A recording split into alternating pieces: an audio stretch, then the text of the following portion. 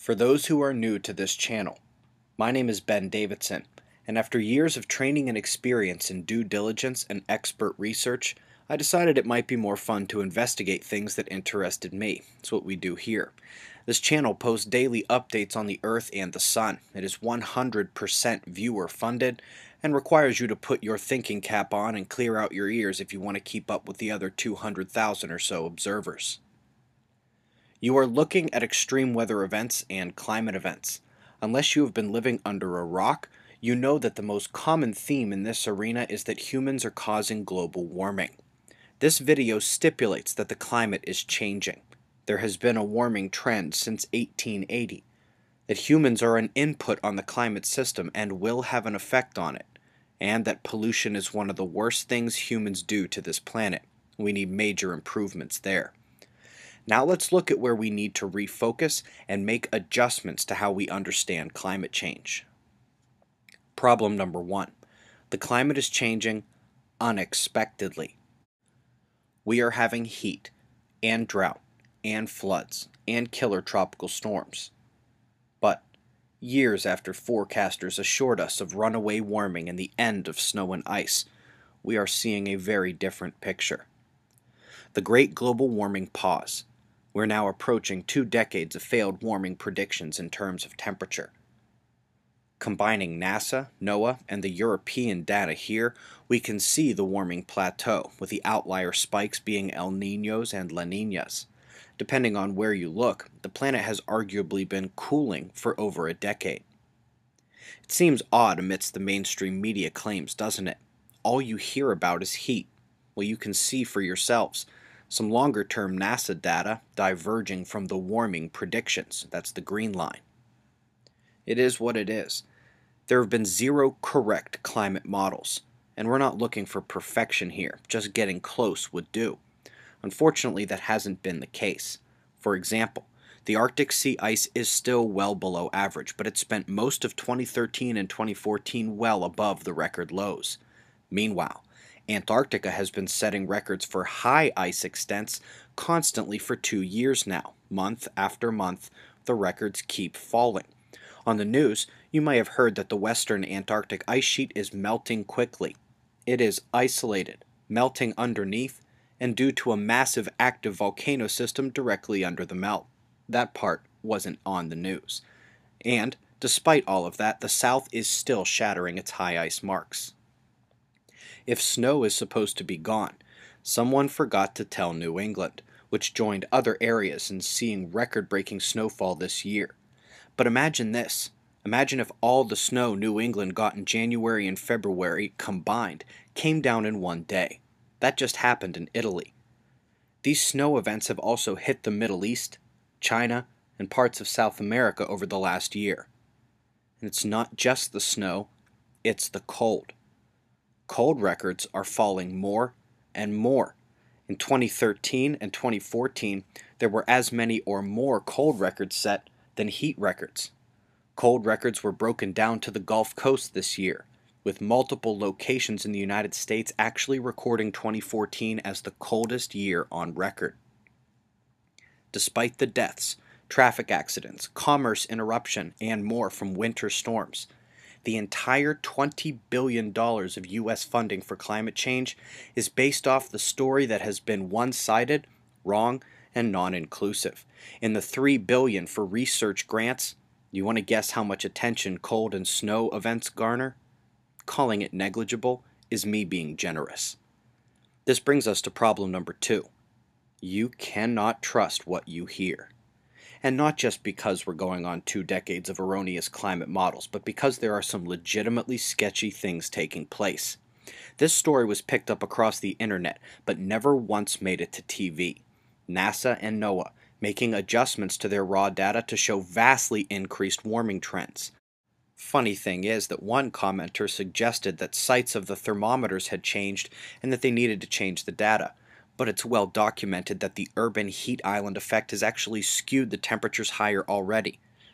Now this set off a firestorm, again, on the internet only. When they looked into Australia's data, they found the exact same thing. Temperature data has been altered from the original readings to show more warming. This one actually did make headlines in Australia.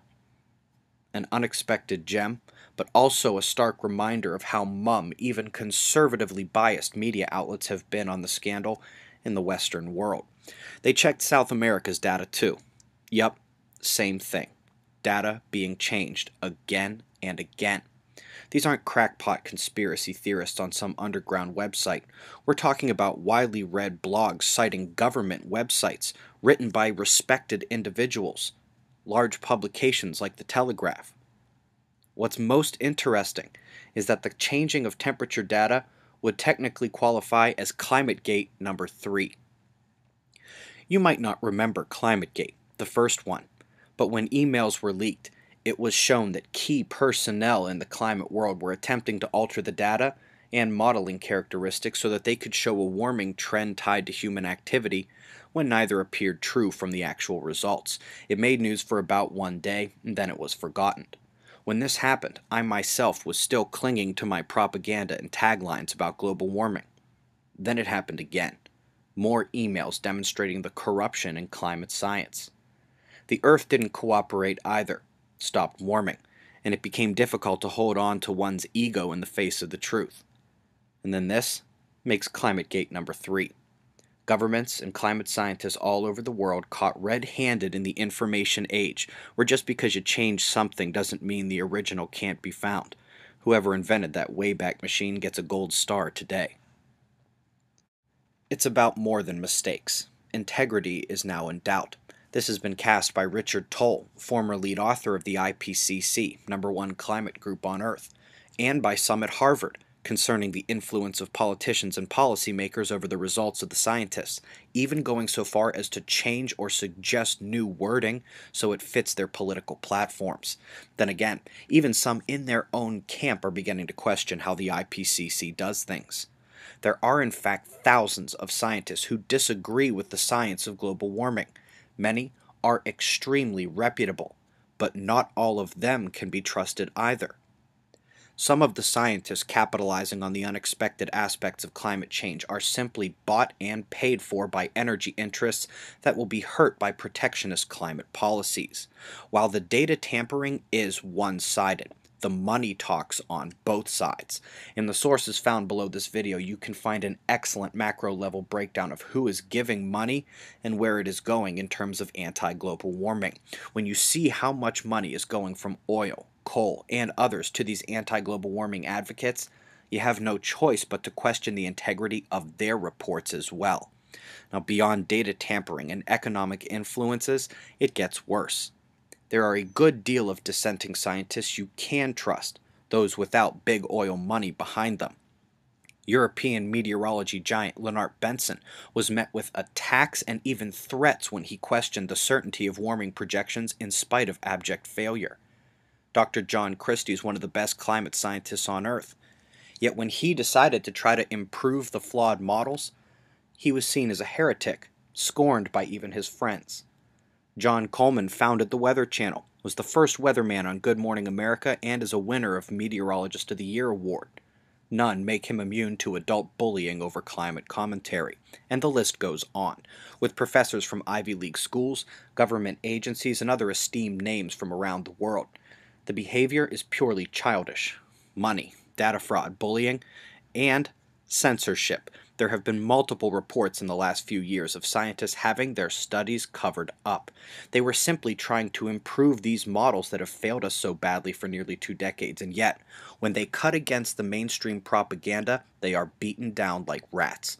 Oh yes, we certainly have difficulty trusting what we hear. Problem number 3 is that the future is uncertain. Despite all the money and time we've thrown at this issue, we still can't seem to get models right or even agree on where we are going. Some scientists have been discussing a coming cooling trend for years. Others are just jumping on the bandwagon now. Most people don't know just how much our climate has fluctuated since the last glacial period, or about the periodicity of those cycles. On a related point, many longer-term analyses show CO2 actually trailing temperature in the trends, not the other way around. The current interglacial warm period is actually the longest one in 500,000 years, and we are more than overdue for a cool down. British professor Hubert Lamb says that a new ice age is creeping over the northern hemisphere. Uncertain future, indeed. Perhaps the single most important problem in climate change is that the entire solar system is changing fast. And trust me, our pollution isn't making its way out there. Let's run through what's happened during the time of global warming. Venus's fastest winds have increased at least 33%, which dwarfs anything seen here on Earth. Imagine tornadoes that could reach 400 miles per hour, or if Category 6 hurricanes were happening on Earth. Venus is also changing its rotation speed, spinning slower now. Despite being reported by National Geographic, this story made almost no waves in the climate change discourse. Mars warmed faster during the time Earth was warming. You want to talk weather changes? How about the disappearance of something we've seen for centuries? Let's go ahead and make that a double, given that Red Jr. is growing and the Great Red Spot has begun to fade. Jupiter is also emitting strange radio frequencies. This is important. Saturn has a superstorm every 30 years at its perihelion. Its orbital time frame around the Sun is 30 years. Like clockwork, it comes and goes, but it just arrived 10 years early for the first time and was bigger than expected and lasted longer than expected. This would have been like that Category 6 hurricane hitting Florida on January 1st and lasting a whole month. Haven't seen anything close to that on Earth. Last but not least is Uranus. We actually hesitated on this one the last 2 years because its changes weren't exactly the type of climate change we were looking for, enhanced auroral activity. But then we learned of anomalous storm activity, which has been confirmed twice. The storms on Uranus are changing, and we just witnessed the brightest storm ever. Never seen anything like it. So we've got people we can't trust, models and temperature predictions we can't trust, a climate that is definitively changing, and indications that it is occurring throughout the solar system. Well, no solar system object is changing more than our star, and the sun may dictate our future. Since the need for better models arose, the investigation has been enormous. Scientists have discovered the flaws in the models, ones involving an underappreciated solar influence. They looked further into the past than the current models did, and found amazingly accurate long-term matching of solar activity and temperature, even despite the inability to track the two over shorter time periods. Using the 11-year solar cycle doesn't work. The sun's effects are delayed and cumulative, and surprise, using more data over longer amounts of time revealed what was hidden. NASA has discussed the climate connection between Earth and Sun. Studies have tied solar activity to phenomena in normal meteorological activity and activity in the lower atmosphere. We have solved a decades-old problem of lightning production by looking at solar wind and cosmic rays, the energizers of our atmosphere. The space-to-Earth flow of energy and sprites really should have given that away years ago. The sun strongly affects the upper atmosphere, centers of atmospheric circulation, the lower troposphere, ozone extent and interaction with quasi-biennial oscillations.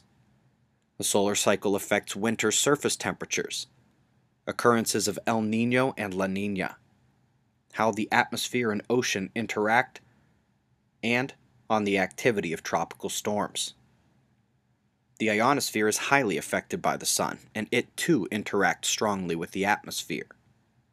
The magnetic field of Earth is affected most by the sun, and study after study shows the connection with climate change. And it has even been suggested that the field fluctuations alone should be weighed just as much as carbon emissions, if not more. Here at The Observers, we are almost finished publishing a paper on solar influence over earthquake activity. We're certainly not the first. And there have even been studies that show how the sun modulates the slight changes in Earth's rotation and orbital distance that we detect here on our planet. So yeah, maybe the sun affects the climate more than they originally thought as well. Given what has happened in the last 2 years, maybe it explains the poor performance of climate models. And indeed, I mean the last 2 years. Every paper you just saw about how the sun forces the climate, a tiny fraction of the total of the past 2 years, was published no earlier than 2013. I restricted that focus so you could see how much work has been done recently, but also because you have a link below to over 100 more papers from 2012 or earlier. All of those ignored by the IPCC and the one-sided climate propagandists. We can only hope the sun is not ignored in their next iteration. A 400-year grand solar cycle. Grand maximum gave us global warming, while the grand minimum on the left was the nightcap to the Little Ice Age. Now in truth, the Little Ice Age began a bit before that, but then again, the sun wasn't doing much better last round. Those three blue spikes on the right are the Little Ice Age. In fact, this current period of global warming witnessed the strongest solar activity in 6,000 years. Oh, wait, there is another half to this chart. Let's go ahead and make that 11,000 years. Those red spikes up at the top on the left are exactly at the end of the last glacial period. One hopes you can see the long-term pattern here through the short-term chaos. Extremely high solar activity brings us out of a glacial period. The weakest solar activity gave us the mini ice age, and then a strong finish and global warming. Now here's the most important part. Something happened around the same time the Earth stopped warming, the global warming pause. The sun began to shut down. Sunspots, solar wind, solar flares, CMEs, particle events, radio flux, solar circulation, geomagnetic activity, all falling like a rock.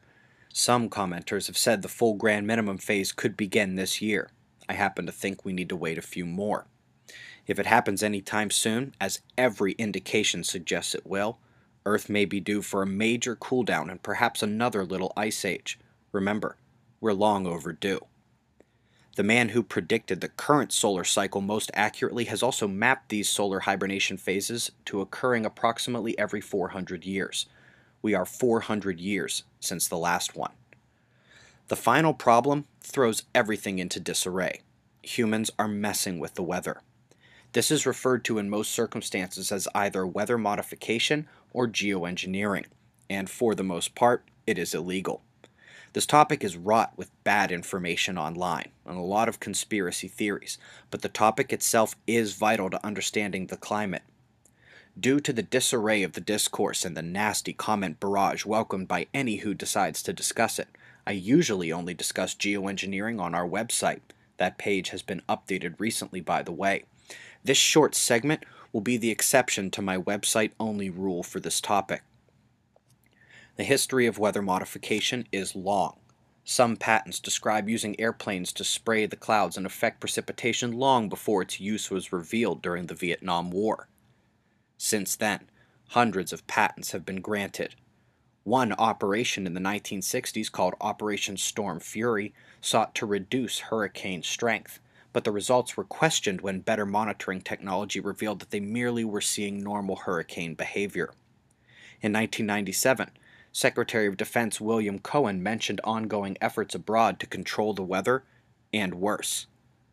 By this time, it was already well acknowledged that cloud seeding was being widely used and that other options were being developed. Got a farm? Why not pay to have it rain more on your crops? Are you rich? Maybe go ahead and dump iron into the ocean to try to increase plankton blooms and eat up CO2, like was done by a man off the Canadian coastline a few years ago. The CIA recently expressed concern over what other countries are capable of, and we're not talking about iron dumping or cloud seeding. Ionospheric heaters have become one of the primary targets of monitoring groups and individuals. They can tap into space plasma, affect the ionosphere, and potentially affect the weather. Conspiracy theorists suggest they can do much, much more, and perhaps they can do more, but there are also recorded failures of the technology anytime an aurora is present, so they are not yet the gods of this planet. The energy technology has not been a secret for a long time. You can read all about it on either official sites or on conspiracy sites. It'll be up to you to decide the truth. The use of different types of spraying in the sky is also discussed, sometimes called chemtrails. This topic is a bit of a screwball. The officials are now discussing implementation tests and morality, while the internet appears to show evidence that they have already begun to use these aerosols. To be perfectly honest, that argument is about to be preempted.